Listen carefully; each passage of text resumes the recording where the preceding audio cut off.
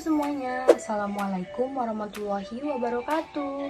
Shalom, namo buddhaya, dan salam kebajikan.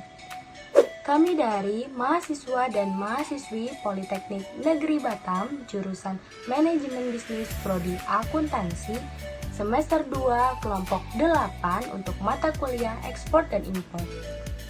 Di video kali ini, kami akan menjelaskan mengenai ketentuan umum di bidang impor. Apa aja sih ketentuan umum di bidang impor?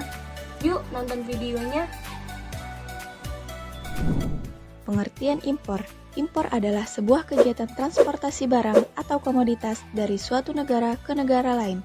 Proses impor umumnya adalah kegiatan memasukkan barang atau komoditas dari negara lain ke dalam negeri. Impor barang secara besar umumnya membutuhkan campur tangan dari bea cukai di negara pengirim ataupun penerimanya. Ketentuan hukum mengenai impor. 1. Pasal 1, Angka 18 UU Nomor 7 Tahun 2014. Perdagangan adalah kegiatan memasukkan barang ke dalam daerah pabean. 2. Peraturan Menteri Perdagangan Nomor 48-DAG/Per/7/2015 tentang ketentuan umum di bidang impor. 3. Peraturan Menteri Perdagangan Nomor 75 Tahun 2018 tentang angka pengenal importer. 4. Ketentuan Pasal 45 Ayat 1 menyebutkan bahwa impor barang hanya dapat dilakukan oleh importer yang memiliki pengenal sebagai importer berdasarkan penetapan Menteri. 5. Pasal 47 UU Nomor 7 Tahun 2014 tentang perdagangan disebutkan bahwa setiap importer wajib mengimpor barang dalam keadaan baru, kecuali dalam hal tertentu, Menteri dapat menetapkan barang yang diimpor dalam kondisi tidak baru. 6. Pasal 48 UU Tahun 2014. Surat persetujuan impor atas barang dalam keadaan tidak baru, sebagaimana dimaksud dalam Pasal 47 Ayat 2, diserahkan pada saat menyelesaikan kewajiban pabean, sesuai dengan ketentuan peraturan perundang-undangan di bidang kepabeanan.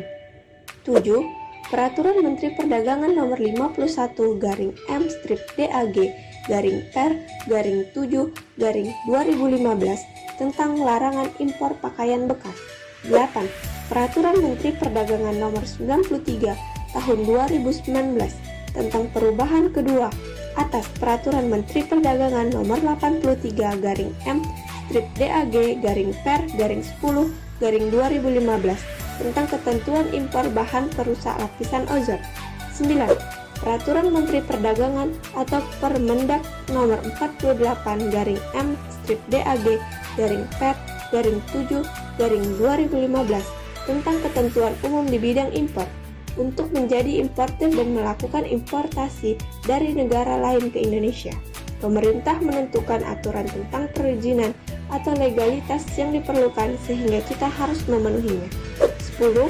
Peraturan Menteri Keuangan Nomor 6/PMK 010/2017 tentang penetapan sistem klasifikasi barang dan pembebanan tarif bea masuk atas barang impor.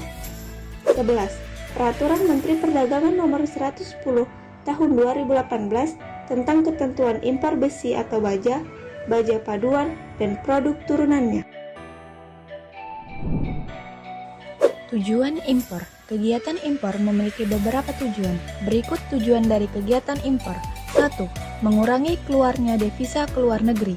2. Memperkuat posisi neraca pembayaran. 3. Memenuhi kebutuhan dalam negeri. Manfaat impor. Kegiatan impor memiliki beberapa manfaat bagi negara yang melakukan kegiatan ini. Manfaat tersebut adalah 1. Memperoleh barang dan jasa yang tidak bisa dihasilkan oleh negara karena faktor geografis maupun keterbatasan lainnya. 2. Memperoleh bahan baku. 3. Memperoleh teknologi yang modern. Jenis impor berdasarkan kegiatannya. 1. Impor sementara. Impor sementara adalah impor barang yang bertujuan untuk diekspor kembali ke negara tertentu dalam jangka waktu 3 tahun. 2. Impor ditimbun. Impor ditimbun adalah impor barang dengan sarana pengangkut melalui proses pembongkaran. 3. Impor dipakai. Impor dipakai adalah impor barang yang bertujuan untuk dipakai oleh masyarakat yang berada di negara pengimpor barang tersebut. 4. Impor angkut lanjut atau terus. Impor angkut lanjut atau terus adalah impor barang dengan sarana pengangkut tanpa melalui proses pembongkaran. 5. Impor reekspor. Impor reekspor adalah impor barang di wilayah pabean untuk diekspor kembali ke negara tujuan karena terjadi masalah pada barang yang telah dikirimkan. Jenis impor berdasarkan pengirimnya. 1.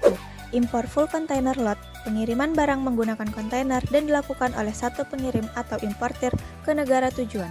2. Impor less than container lot, pengiriman barang menggunakan kontainer dan dilakukan oleh satu atau beberapa pengirim importir ke negara tujuan yang sama. Produk impor Indonesia dan pengertiannya. 1. Barang konsumsi. Barang konsumsi merupakan barang yang dikonsumsi untuk memenuhi kebutuhan, seperti makanan, minuman, susu, beras, dan daging. 2. Bahan baku dan bahan penolong. Bahan baku dan bahan penolong merupakan barang yang digunakan untuk kegiatan industri, baik sebagai bahan baku atau bahan pendukung seperti kertas, bahan kimia, dan kendaraan bermotor. 3. Bahan modal. Bahan modal merupakan barang yang digunakan untuk modal usaha, seperti mesin, suku cadang, komputer, serta alat berat. Contoh kegiatan impor yang menguntungkan Indonesia. 1. Impor mesin dan peralatan mekanik. Mesin dan peralatan mekanik menjadi komoditas impor utama Indonesia.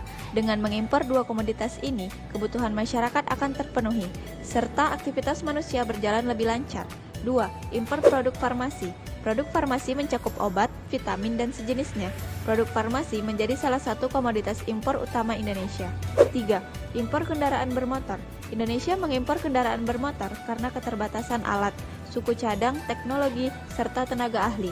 Kendaraan bermotor juga menjadi salah satu komoditas impor utama Indonesia.